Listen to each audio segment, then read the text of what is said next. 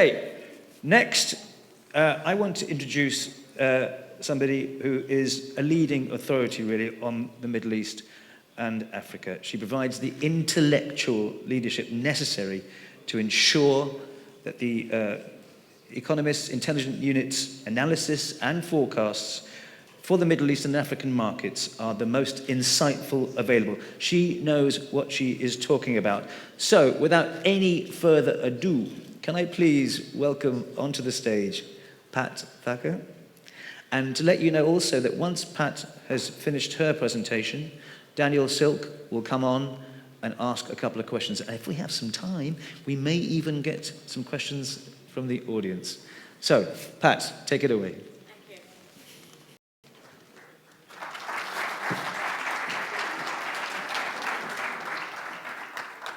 Sorry, I've instantly grown. I wish it was like that in life as well. But welcome.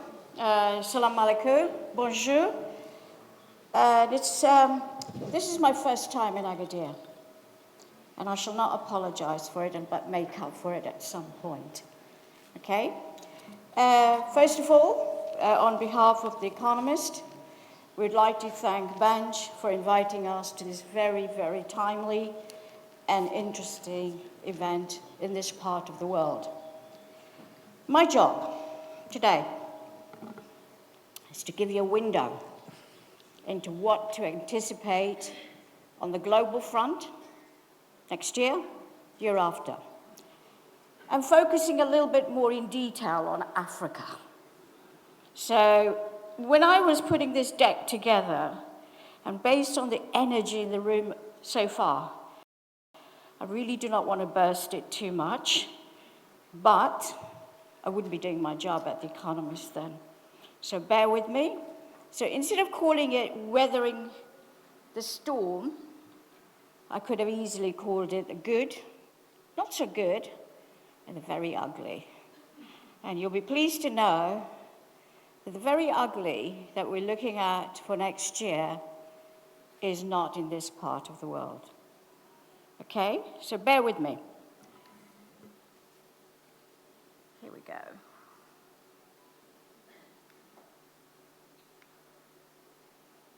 So what's here? There are very clear 3 landmarks, pillars, for the last 3 years, including this year.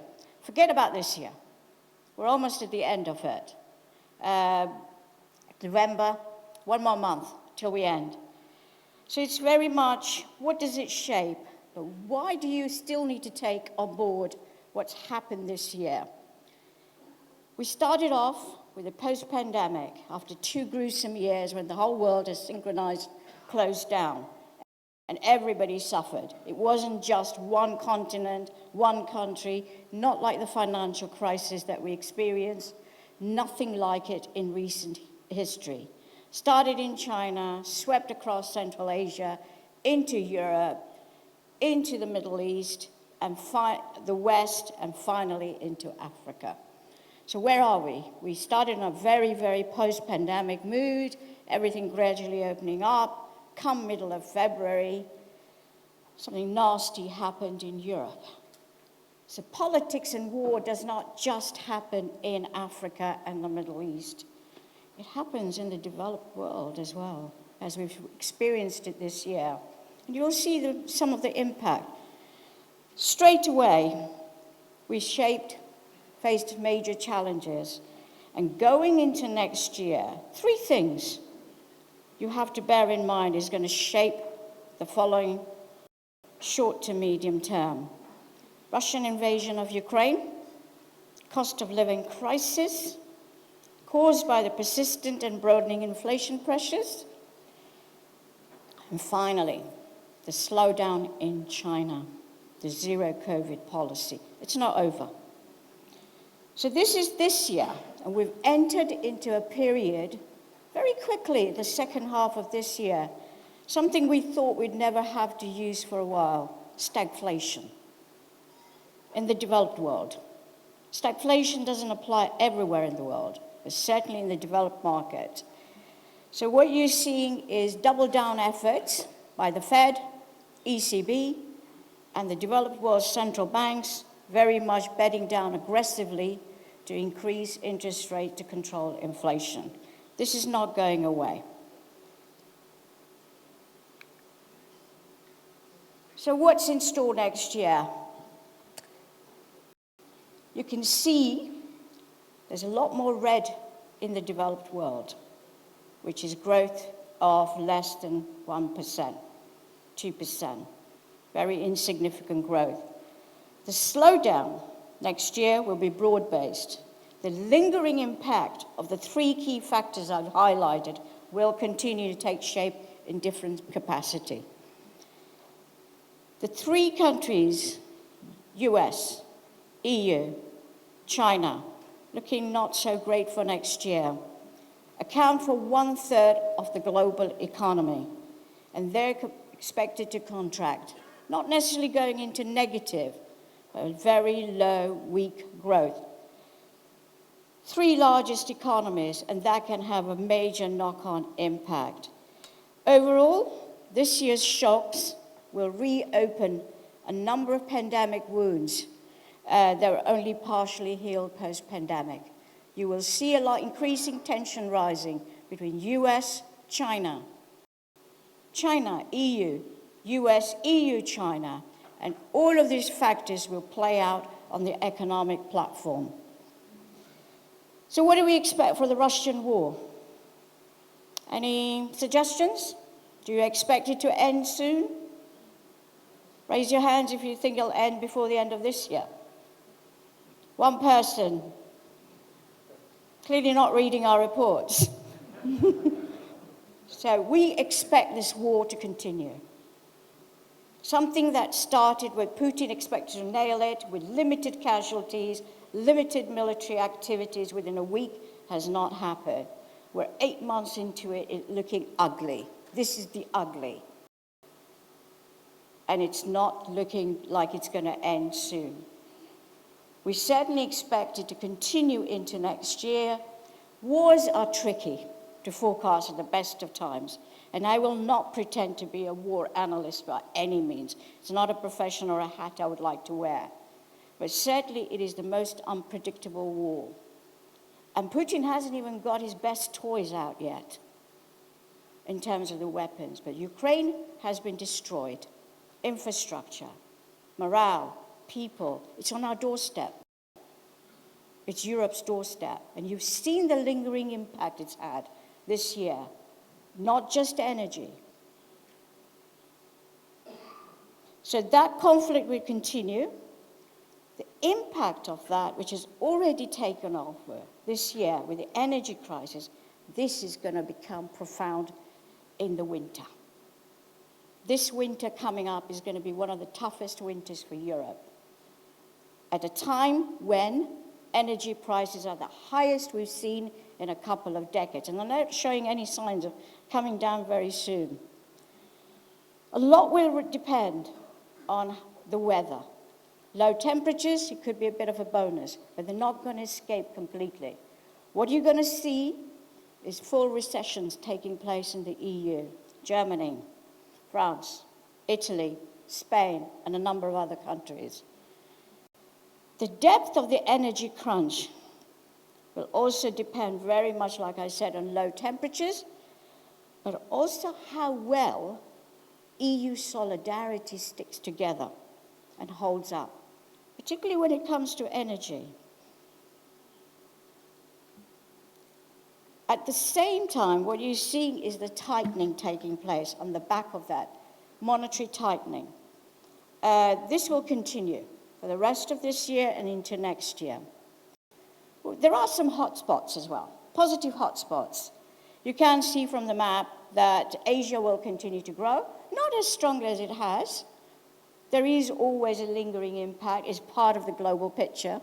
The Middle East, especially the GCC, is going to do remarkably well, continue to grow the highest. Saudi Arabia is forecast to grow the highest in the G20 this year. And that is on the back of this phenomenal energy prices, but also aggressively moving ahead with their Vision 2030 diversification. This is across the GCC. This is holding it up. and contributing to the ongoing global rebalancing, as we call it.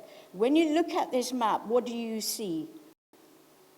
The West is struggling. Asia, transition economies, they're growing, not as strongly, but they're growing. This is the global rebalancing taking place. Important thing to note from there. Can anyone say what it is? The dragon, China, not growing very high. It accelerated radically this year. The era of high growth China are over. Do not expect China growth to rise strongly again in the coming decade. China was the debalancing in the global economy when everything else is to fall down. Always sustain their growth at 6 to 8%. This is no longer the case going forward. And you could also say, this is the new normal for China.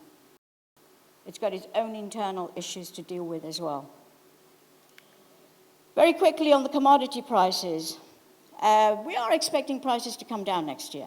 They've already started softening. They're no longer hitting the $120 a barrel, $130 a barrel that we saw, the triple digit.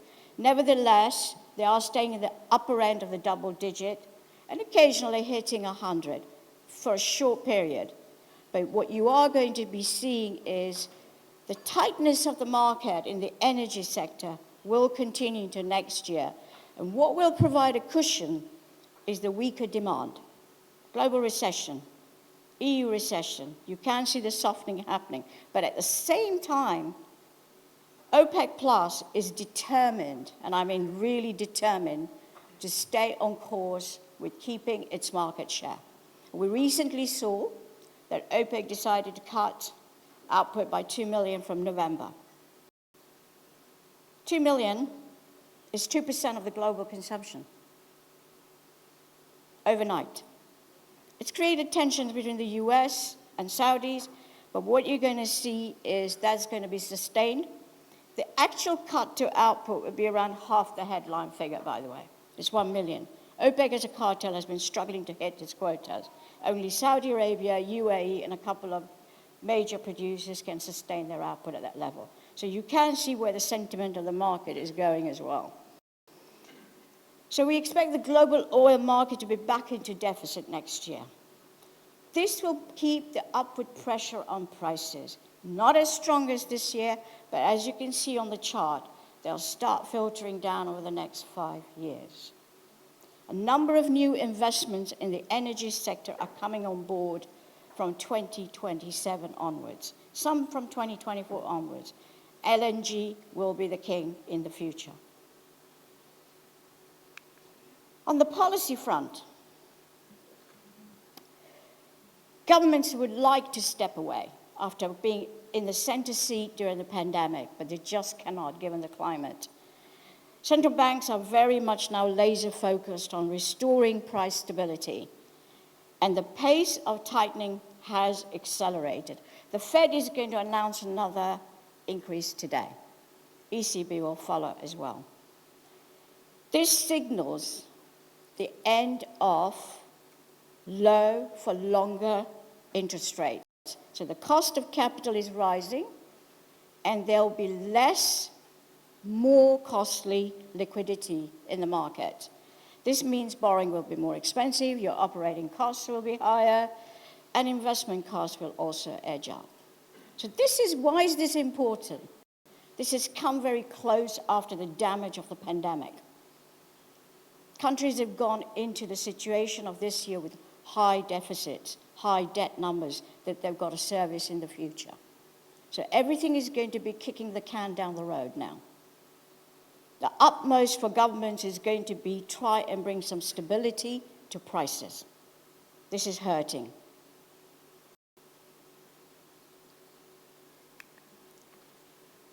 Okay, very quickly looking at what everybody in this room is very keen to know about, hospitality, particularly the tourism industry.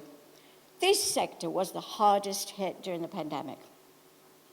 and it was the last one to recover when things were moving back to normal. This recovery will continue next year. Won't be as strong, but we're estimating in the region rising by 30% after 60% growth this year. Pretty decent, but will not still return to pre-pandemic levels for all the reasons I've highlighted. EU, US, great uncertainty still. The economic downturn, particularly in the EU and the US, EU will hurt this market. Sanctions on Russia are kicking in at the end of this year. Pushing them in a corner could get quite aggressive as well. And above all, China's zero-COVID policy strategy will be one of the factors weighing. Three big things will continue on the industry next year. Much of the Middle East will remain a strong market. They've already seen a full recovery. Eastern Europe will have to wait until 2025 because of the impact of the war in Ukraine. Other regions you'll see there will vary between doing most reaching full recovery in 2024. It's just a mixed bag there. The important thing is zero-COVID policy is not just about trade and investment. Chinese travelers will remain largely absent for the next year as well. And why is that so important? They accounted for 1/10 of the world's tourism departures before COVID. These are your new travelers. These are the new kids on the block for the last 20 years. And you're seeing that repeating from India now. So we now expect its borders to remain largely locked until at least middle of 2023. And the Chinese big committee meeting a weekend away confirmed their views about how it's looking more inward rather than outward. The domestic tourism industry in China will also suffer because of the policy, but also the economic downturn. So very much China in 2023 will feel like a recession in a country used to very strong growth for 20 years. A great adjustments will take place on the ground there. I just had to put this slide in. Black swans. What I have flagged there is a number of the big events, climate-related, that have taken place this year. We can no longer just talk about the impact of the climate change. Now we're talking about finding solutions and sustainability, how to manage this meltdown that's taking place. And from that, you can see that it is not restricted to Africa or pockets of South Asia or parts of Australia, it's across the globe. So what does it mean? What has happened is calculating financial risk is becoming extremely tough. This is the big challenge for the future now. Today and tomorrow and the day after. This year, the frequency and the depth of the flooding, hurricanes, drought, it's spread across the world from China, Pakistan, Africa, to global warming in Europe. We had the hottest summers. 40 degrees it hit for a long period of time. Unheard of. That happens at the Sahara, not in Portugal or not in Germany, even England. It was the only good news we had this year, by the way, given our political revolving door there. Every week we were churning out new PMs, but we couldn't do anything else. So this is going to be a key issue for the future, also for the hospitality industry. How you create the sustainability for the next generation. It's not only just creating a package of who you're going to have, it's how you're going to deal with all these challenges. They are part of your operating cost as well. Next week, COP27 takes place in Cairo. Watch this space. Not holding my breath too much, given that UK is not going to be there. The G20 economies are going to get around that table and try and make sense of how to speed up the process. It has taken a backseat during the pandemic like everything else. We failed to make any real progress there. COP27 will definitely have to work harder to come up with more aggressive policies to stop the global meltdown. Transition to net zero will be the overreaching themes, not for the next decade, but the next few decades. Fossil fuel is not disappearing. It'll still remain a mix of your energy need even by 2050. It'll be less, but it'll still be there. So the radical way we need to live, the way we do business, and particularly the hospitality sector, will have to adapt and operate. Not easy, but it's on your doorstep. Africa, this is the good bit. You can all lift your moods again. All right, this is a good story. When you look around the world, what do you see? Africa is the final frontier. It's the only region left to grow.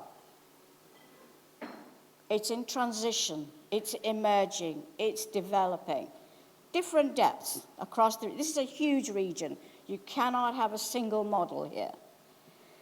The next decade definitely belongs to Africa. This is the untapped markets. Failure to do this will not happen again. We've seen a lot of false dawns, and we've had some gruesome covers about Africa. We do put our hands up about that at The Economist. But certainly, this is where the greatest lost opportunities are.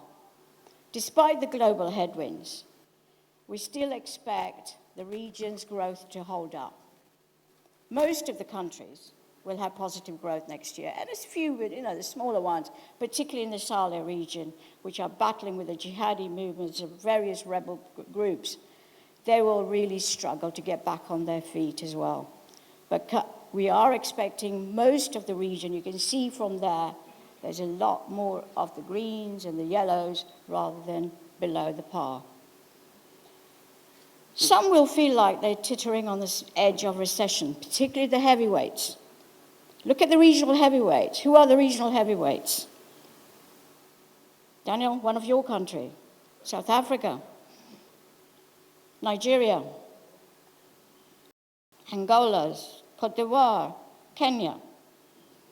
The heavyweights are struggling, and particularly South Africa has been struggling for a number of years now, trying to get back into the swing of the upward trend. We don't expect growth to rise radically there next year.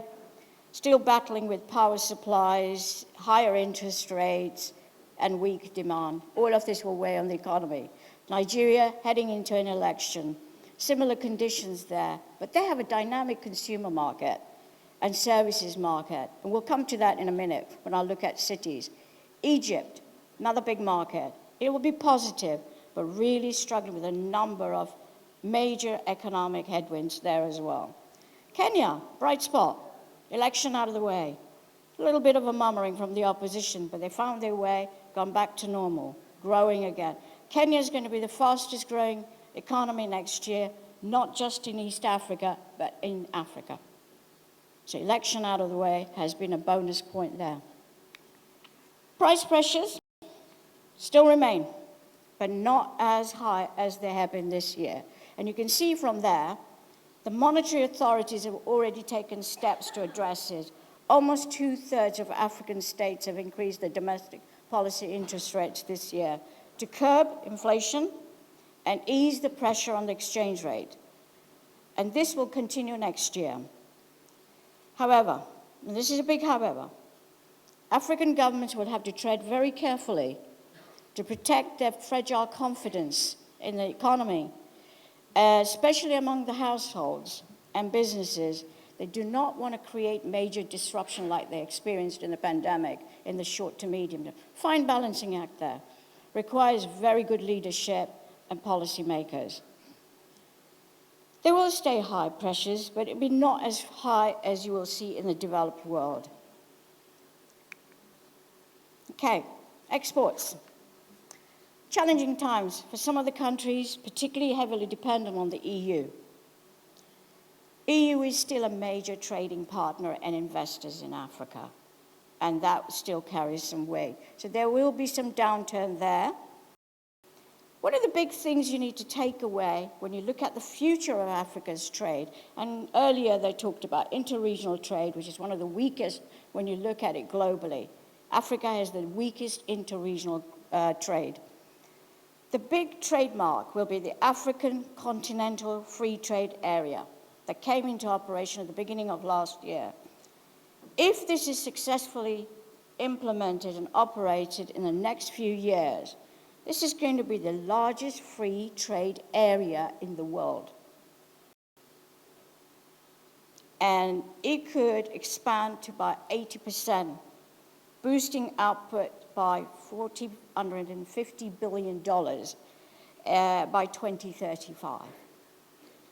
It'll raise wages by 10%, particularly benefiting women, who are the unsung labor market in this part of the world, in Africa. This will lift 13 million people out of extreme poverty. Why is it important? This will be the real rising middle class. What you're seeing in Africa right now, when you talk about middle class, we call it the floating class, middle class. They're middle class on Friday, and they're back up at the bottom of the pyramid on Monday morning. So this is sustainable middle class that will develop in the next few years. Exchange rates will still remain under pressure. Most of them have lost their value this year against the dollar. There'll be weakness that will continue next year, and you can see that most have depreciated as well this year and going into next year. Lesser degree. Why? Tighter global financial markets as well, weaker external demand, and price pressures at home. Not as high as the EU or US, but nevertheless, they're there. Something that's been in the headlines, particularly during the pandemic, and has been rising is debt distress. Who is going to default next? Who is really at risk? 50% of Africa is in negotiation or currently under the IMF program. 50%. That's a big number. That wasn't the case 10 years ago. IMF is back. They're back in the driving seat in a large number of countries, dictating fiscal policy, monetary policy, not a bad thing. They'll create sustainability with policy to lead to the growth that is needed in the continent. We don't expect the debt stress to be widespread, by the way. We don't expect the continent to collapse under debt in the next couple of years. But what you are going to see is a lot more bilateral haircuts taking place country by country. Politics. You can't talk about this continent without thinking about politics. In the West, whenever you mention Africa, immediately comes to mind is risks and politics. This is not the full story. More elections are taking place on this continent. Free, not necessarily fair, but taking place. Less coups are taking place now. So there has been political democracy taking shape in line with reforms. And recently we saw successful elections taking place in Kenya, Angola, and a number of the other countries. But socio-economic political pressures will remain, and you'll see why. I'm running out of time, so I'm going to speed ahead. New opportunities. Everything you see in Africa needs to be developed or rebuilt or further developed. And here I've highlighted some of the sectors which will continue to shape business environment. With huge opportunities, and hospitality is one of them. The push and pull for digital services will continue. There's no question about it. The biggest industrial revolution to have taken place on this continent recently has been telecoms. And they've been building on zero. So it's made a leapfrog into 4G and 5G. We're still talking about 5G in the UK. So you can see where this continent is going. Tourism is another area that has been making inroads, substantial growth potential here.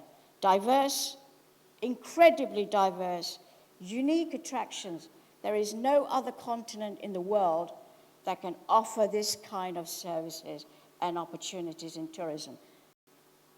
Animals, natural resources, everything you can think of. This needs to be tapped. Demographic. I think it was important to show you where Africa's demographic is going to be. We're expecting the world to grow by another billion by 2030, 2 billion by 2050. 90% of the population will be in Asia and Africa. Africa's population will be the highest growth. This demographic profile will be characterized by a youthful, urbanized bulge. Is it going to be a dividend, or is it going to be a risk? This demographic weight will be the biggest workforce in the world by 2050, overtaking India, definitely China. This slide, if there's one thing you need to take away today for the future, ongoing but future, it's this one. Rise of African cities. You do need the country data to measure the health of an economy or not, but this is where you have to narrow down your business opportunities and strategy. Urbanization is one of the most profound transformations that the continent will undergo in the remainder of this century. Cities across Africa are already booming. Nigeria, Ghana, 50% of the population live in cities. Kenya, 26%. Rwanda, 30%. These are the double numbers. Ethiopia, 20%. They have the highest urban growth in the world. Substantial infrastructure will be needed to support this growth, urbanization. This is where I meant, is it going to be a dividend, or is it going to be this political risk that nobody wants? Okay, very quickly. Rivals. Who are the rivals for Africa? US, EU, China. All three have doubled down their efforts to build economic, political, and security relationships with Africa in recent years. And competition between these three powerhouses or major global players will intensify in the years ahead. Africa is already China's backyard. It slipped in 25 years ago. EU is re-energizing itself in different ways. US has got a new Africa strategy which it hopes will revitalize the ties between the two continents. AGOA is still active. US-Africa Leaders Summit will be the first one taking place in Washington this year in December. Since 2014, watch this space. See what Biden's administration comes up with. If they survive 2014, it could be good news for Africa. If Trump comes back, which is a possibility, just as Boris may come back in 2014. So it could all be reversed. Never dull in Europe. China is a big part, and it will remain a big part. Important part, particularly, I would say, because of their BRI project. They've scaled back the BRI.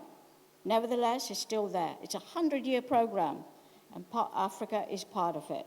So what you're going to see in China is dual circulation model development, and very much mega projects may be coming to an end from China, but they will continue to ensure that the private sector interest of Chinese companies remains active in Africa. There are 11,000 private Chinese companies currently operating in Africa. It's happened very quickly. So what will happen? China will become an expensive lender. It's also now become part of the G20, IMF, Paris Club creditors under the umbrella of debt restructuring as well. There will also be bilateral deals which will be done very quietly, like they did it with Angola. So, but it shifted its lending towards a more targeted investments now in the future. And some of them will be communication technology, agriculture, renewable energy, such as wind and solar power.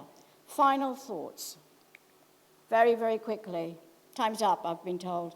Global headwinds. Next year, recession, stagflation in some major economies. Asia will remain the fastest region despite difficulties in China. Global tourism is regaining lost ground. Positive short to medium term. Africa will weather the storm for all the reasons I've given. Almost all the countries will continue to grow. Amazing business opportunity across a number of sectors, including the hospitalities. The urbanization, middle class are going to be your future customers for the hospitality sector. Mega trends will be positive backdrop. Travel and tourism in Africa will be one of the key drivers as well. Thank you very much for your attention.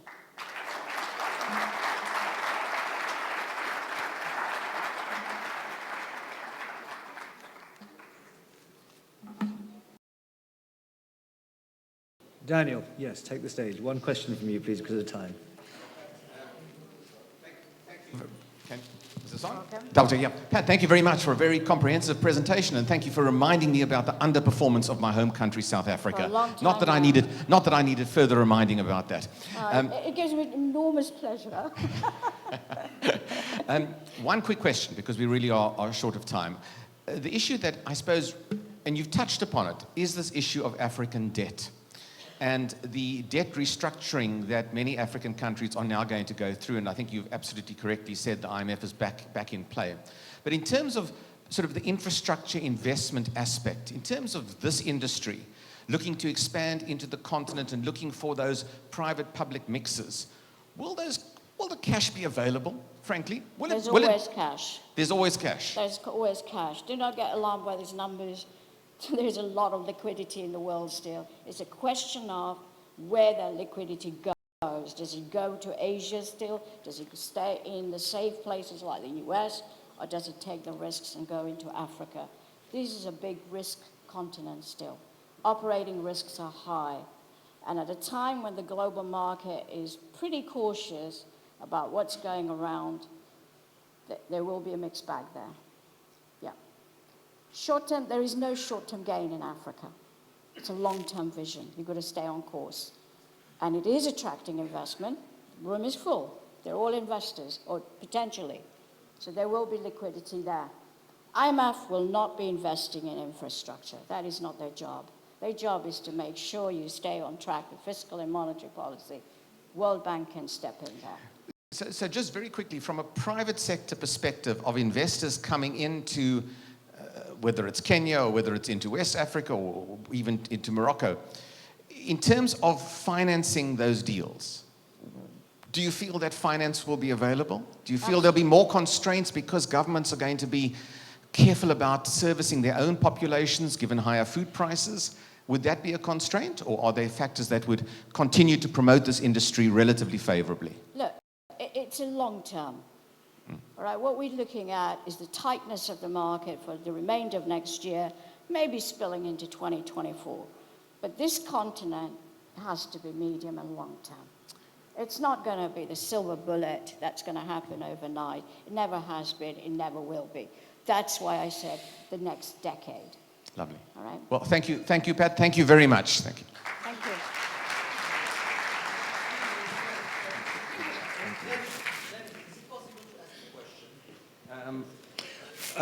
Time is very short.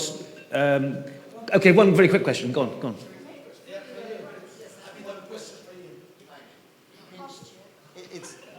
It's a chance to have a chief economist, so let's, try to ask some questions. I have a very down-to-earth question. We have been experiencing revenge travel during the last 6 months.